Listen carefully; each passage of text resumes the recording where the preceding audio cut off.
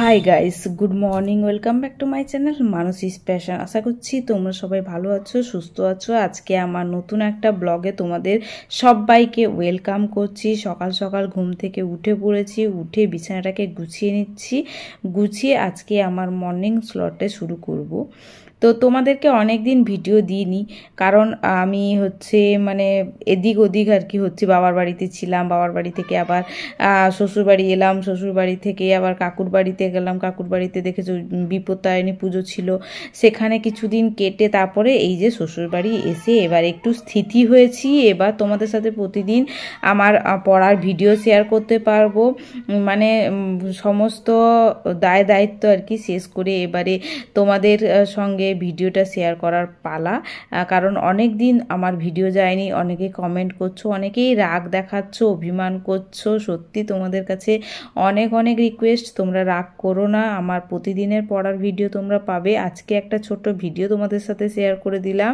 তোমাদের যদি ভালো লাগে অবশ্যই তোমরা কিন্তু লাইক করবে আর কমেন্ট করতে ভুলবে না। তোমাদের কমেন্ট আমাকে অনেকটা মোটিভেট করে। বারবার বলেছি, সকাল সকাল ঘুম থেকে উঠে আমি কিন্তু প্রথমে পড়তে বসেছি আজকে ভূগোল। আমি এখন আমার রেগুলার তোমরা ব্লগটা দেখতে থাকবে। আমি একটা নতুন ফর্ম ফিল আপ করেছি, কি ফর্ম ফিল আপ করেছি সেগুলোও তোমাদের সাথে শেয়ার করব নেক্সট ব্লগে। আর আমি নতুনভাবে আবার পড়াশোনা শুরু করলাম, আবার নতুন রুটিন অনুযায়ী। সেই রুটিনগুলো তোমরা পরবর্তী ব্লগে পেয়ে যাবে। আজকের ব্লগটা একটু অন্যরকম, তোমরা দেখো, তোমাদের অবশ্যই ভালো লাগবে। আমি কিন্তু ভূগোলটা পড়ছি আর কি, যেটা জিকের মধ্যে রয়েছে ভূগোলের পার্টটা। আমাদের প্রতিবেশী দেশগুলো যেগুলো রয়েছে সেগুলোই রিভাইজ করছিলাম। সেখানে যত কর্কটক্রান্তি রেখা, মকরক্রান্তি রেখা কোন দিক দিয়ে কোন রাষ্ট্রের উপর দিয়ে গেছে সমস্ত কিছু। আর বাইরে এসে দেখছি খুব বৃষ্টি পড়ছে। বৃষ্টিতে চা না খেলে তো চলবেই না। পড়াশোনা কমপ্লিট করে এলাম চা খেতে। তো আমার হাজব্যান্ড আজকে বাড়িতে আছে, সেজন্য আর কি, তার জন্য একটু লাল চা করবো। সে আবার দুধ চা বেশি পছন্দ করে না। তো আর আমি আর আমার মারও সবাই আর কি দুধ চা খাবো। এদিকে দুধ গরম বসিয়েছি, এদিকে আমাদের দুধ চা, আদা হাজব্যান্ডের জন্য লাল চা করা হয়ে গেছে। এদিকে চাটা খাওয়ার পর আর কি তারপর চলে এসেছি। কালকে রাত্রিবেলা না বাসন টাসন মাজা হয়নি, তো অনেক রাত হয়ে গেছিলো খেতে খেতে, সেই জন্য সমস্ত বাসন রেখে দিয়েছিলাম। পুরো বেসিন ভর্তি হয়ে গেছে চাটা খাওয়ার পরে, মানে কাপ টাপ, চা, দুধের বাটি, মানে এইসব করতে করতে পুরো বেসিনটাই ভর্তি হয়ে গেছে। দেখেই ভয় লাগছিল, বাবারে এতগুলো মাজবো কি করে। তো যাই হোক, এই ভেবে তো কোনো লাভ নেই, করতেই হবে, সেই জন্য করেই ফেললাম। বাসন টাসন মেজে টেজে তারপর আজকে ভেবেছি আমি ঘরটা পরিষ্কার করব, কারণ এতদিন আমি ছিলাম না। এতদিন বলতে আমি প্রায় 1 মাস পরে শ্বশুরবাড়ি এলাম। 1 মাস, ভাবতে পারছো, আমি বাবার বাড়িতে ছিলাম, সেখান থেকে কাকুর বাড়ি থেকে শ্বশুরবাড়িতে এসেছি প্রায় 1 মাস। তো 1 মাসে বুঝতেই পারছো রুমের অবস্থা, ঘরদোরের অবস্থা খুবই খারাপ। আর সেজন্য আমি ভেবেছি আজকে একটু ঘরটর পরিষ্কার করব। আমার তো জানো ওইসব নোংরা ঝুল এসব থাকলে আমি থাকতেই পারবো না, আমার দম বন্ধ বন্ধ লাগে। আমি মানে বেশি নোংরা আর কি থাকতে পারি না, জানি না কেন, এটা আমার অভ্যাস হয়ে গেছে প্রথম থেকে আর কি। তো সেই জন্য ভেবেছি যে আজকে একটু ঘরটরগুলো মুছবো, ঝেড়ে কতটা ঝুলটুল হয়েছে সেগুলো ঝেড়ে টেড়ে আমি এখন চলে এসেছি। দেখো ঘরটর মুছতে, বারান্দাটা মুছে টুছে চলে এসেছি, ভিডিও করিনি আর কি বারান্দায়।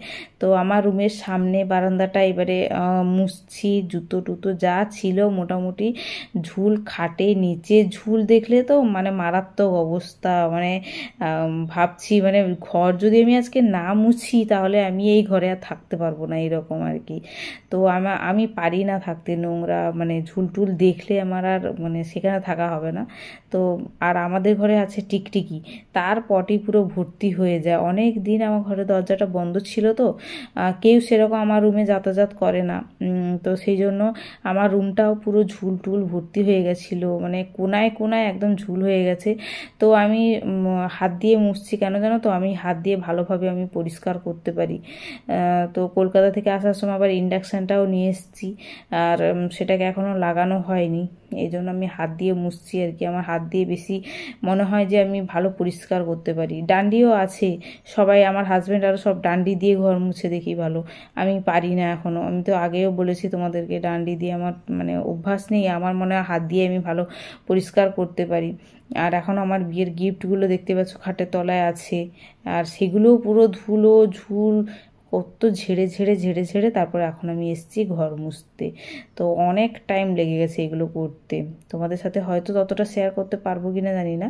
তো মোটামুটি পুরো ঘর টর মুছে, বাথরুমের অবস্থা খুব খারাপ ছিল, সেগুলো ভালো করে পরিষ্কার করলাম আর কি, যেহেতু অনেক দিন না থাকার জন্য যা হয়েছে সব কিছু মুছে টুছে এবার এসছি ঠাকুর ঘরে। ঠাকুর ঘরে এসে দেখছি যে খুবই নোংরা, খুবই নোংরা বলতে সেই ধুলো বালি এগুলো পুরো ভর্তি হয়ে যায়, আর তারপর যে ফুল দেয়া হয় প্রতিদিন সে একটা কষ বসে যায়। তো সেজন্য আমি জল টল দিয়ে ভালো করে আজকে শুধু ঠাকুর ঘরটা পরিষ্কার মানে করে দিচ্ছি, আবার নেক্সট দিন আবার পুরোটা পরিষ্কার করব আর কি। তো পুরো বালি টালি হয়ে গেছে নিচটা, তো সেই জন্য ভেবেছি যে নিচটাও করব। আজকে স্নান করা হয়ে গেছে আর হবে না, তো শুধু ঠাকুর ঘরটাই আজকে পরিষ্কার করে দিলাম। তো দেখবে ঘরটর সব পরিষ্কার থাকলে না, মানে নিট অ্যান্ড ক্লিন থাকলে মনটাও ভালো থাকে, কাজ করার এনার্জিও পাওয়া যায়। যেদিকে তাকাবে ধুলো, যেদিকে তাকাবে তখন আর কি তোর বাবা কোনটা কি করব, তখন আর ভালো লাগে না। তো এই জন্য আমি একটু পরিষ্কার করে নিতে পছন্দ করি আর কি। তো তারপর ঠাকুরকে একটু ফুল টুল দিয়ে দিলাম, দিয়ে টিয়ে তারপর এখন রান্নাঘরে চলে এসেছি। তো রান্না কি হবে, হিঞ্চে শাকের বড়া, এখানে বড়া বসিয়ে দিয়েছি বেসন টেসন দিয়ে। আর এদিকে ভোলা মাছ, সেই যে বড় বড় ভোলা মাছ হয় সেই ভোলা মাছের আর কি টক করব তেঁতুল দিয়ে, সেই জন্য ভোলা মাছের ভাজা বসিয়ে দিয়েছি। অনেক দেরি হয়ে গেছে এগুলো সব করে টরে আসতে আর কি, ঘরটর মুছে ঝেড়ে এইসব করে আসতে আর কি অনেক টাইম লেগে গেছে। তো সেই জন্য রান্না করতে অনেকটা দেরি হয়ে গেছে, তাড়াহুড়ো করে করছি। প্রচুর গরম, বৃষ্টি হলো তো কি হয়েছে, এত গরম রান্নাঘরে ঢোকা যাচ্ছে না। তো যাই হোক, একবার বড়া ভাজা হয়ে গেছে আর একবার বসিয়ে দিচ্ছি। আর ওদিকে আমার মাছ ভাজাটাও হয়ে এসছে, টকটা বসিয়ে দিব, তারপরে আরও একটা তরকারি হবে। তো এইসব করে টোরে তারপরে দুপুরবেলা হচ্ছে আজকে সেরকম একটা পড়াশোনা হয়নি। তো মানে আজকে একটা জায়গা যাওয়ারও কথা আছে, বললাম না একটা ফর্ম ফিল আপ করার আছে, তো সেই ফর্মটা ফিল আপ করতে যাব। যদি করা হয়ে যায় তাহলে নেক্সট ব্লগে তোমরা জানতে পারবে কিসের ফর্ম ফিল আপ করলাম।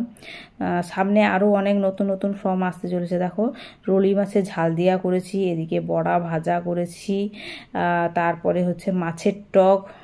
দেখো আমার জন্য একটু বের করে রেখেছি, কারণ আমি মিষ্টি দিয়ে টক খেতে পারি না, আর আমার ঘরে সবাই মিষ্টি দিয়ে টক খায়, এই জন্য দেখো বাটিতে মিষ্টি দিয়ে করে রেখেছি, আর আমার জন্য আলাদা করে টকটা বের করে রেখেছি।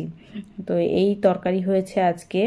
আর এসব তরকারি করে রান্নাঘরটাও ভালো করে পরিষ্কার করলাম, দেখে নাও পুরো গুছিয়ে দিয়েছি একদম, রান্নাঘরটা মুছে টুছে একদম ক্লিন করে দিয়েছি।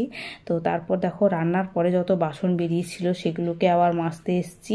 মাজতে মাজতেই আমার হাজব্যান্ডকে বলছি, দেখো দুপুরবেলা খাওয়া দাওয়ার পরে যত বাসন বেরোবে তুমিও আজকে মাজবে, কারণ সকালে অত এক গাদা বাসন মেজেছি, তারপরে টিফিন খেয়েছিলাম মুড়ি দুধ টুধ দিয়ে, সেসব বেলা টালা সব মেজেছি, সেটা তো দেখানো হয়নি। রান্নার পরে কড়া বাটি, দুটো কড়া বাটি বেলা যেগুলো যা বেরোয় সব মেজেছি আমি। তারপরে আবার খাওয়া দাওয়ার পরে বাসন মাজো, তারপরে রাত্রিবেলা আবার রান্নার পরে বাসন, আবার খাওয়া দাওয়ার পরে বাসন। এত আমি বলছি আমি পারবো না, তুমি আজকে দুপুরবেলা খাওয়া দাওয়ার পরে বাসনটা মেজে দিবে। তো আমার হাজব্যান্ড অনেক কাজ করে দেয় আর কি বাড়িতে থাকলে আমার। তো যাই হোক, সে আজকে মেজে দিয়েছে আমার বাসনগুলো দুপুরবেলা খাওয়া দাওয়ার পরে। তো মানে বললে মোটামুটি শোনে যখন বাড়িতে থাকে, বাড়িতে না থাকলে তখন আর কিছু করা যায় না, বাড়িতে থাকলে একটু চাপ দিয়ে করানো যায় আর কি। তো একা আর কতটা করবো, সবসময় নিজের ভালোও লাগে না, সবসময় যে তোমার শরীর ভালো লাগবে সেটাও নয়, আর ইচ্ছেও যে সবসময় করবে সেটা বলাও মুশকিল। তো বাসন টাসন মাজার পরে আবার উনুনে ভাতটা হয়, তো সেজন্য সেখানে ভাতটা করাতে এলাম। মা একটু বাথরুমে ঢুকে গেছে, মানে আমার দেওরের জামা কাপড়গুলো কাচবে বলে বাথরুমে ঢুকে গেছে, তো আমাকে বললো একটু ভাতটা গড়িয়ে নিতে।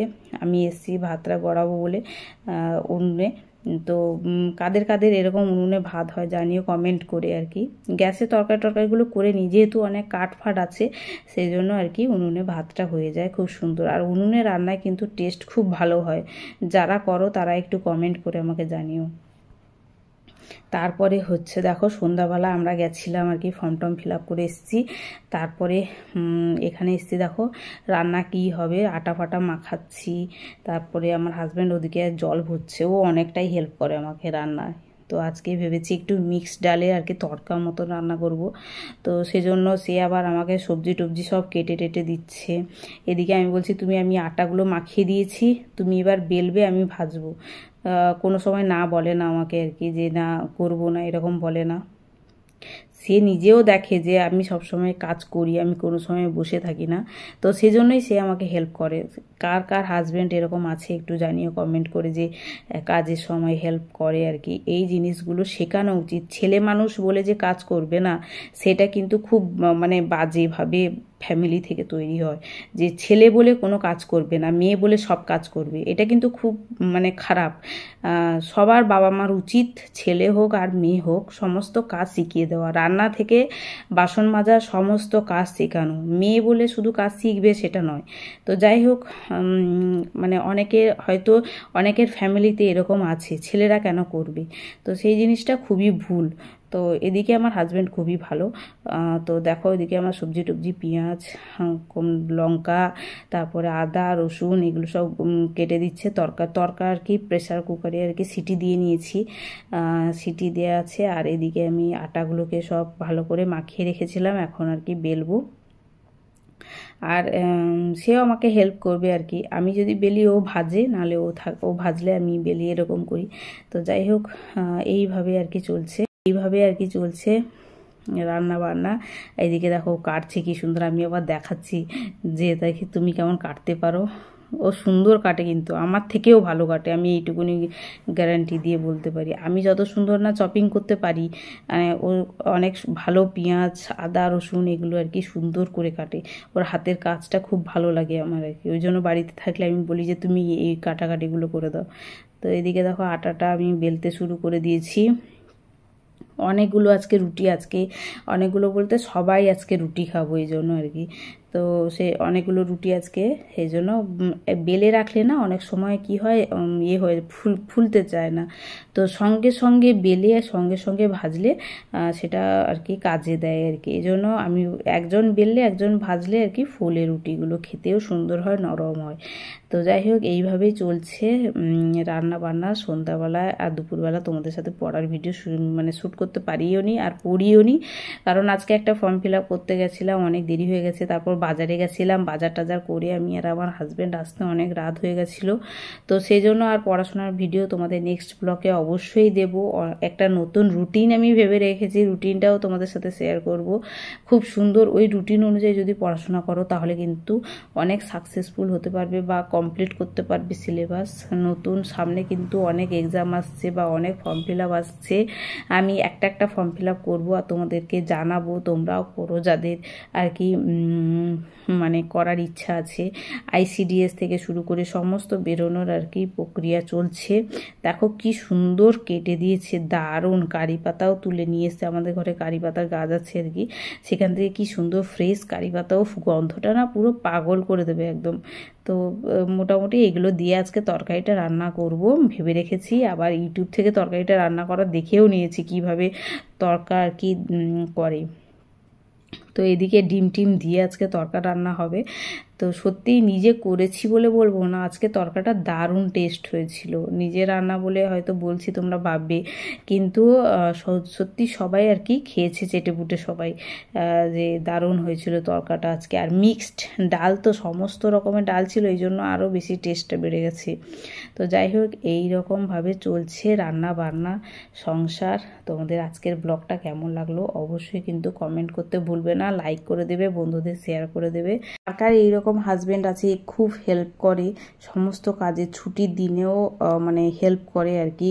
ঘরে থাকলে, বাইরে তো প্রচুর কাজ থাকে, সেটা বাদেও ঘরে যখন থাকে তখন এইরকমই হেল্প করে আর কি। তারা কমেন্ট করো আমাকে। আর আজকের মতো ব্লগ আমি এখানেই শেষ করছি। Tata bye bye, stay tune for next blog.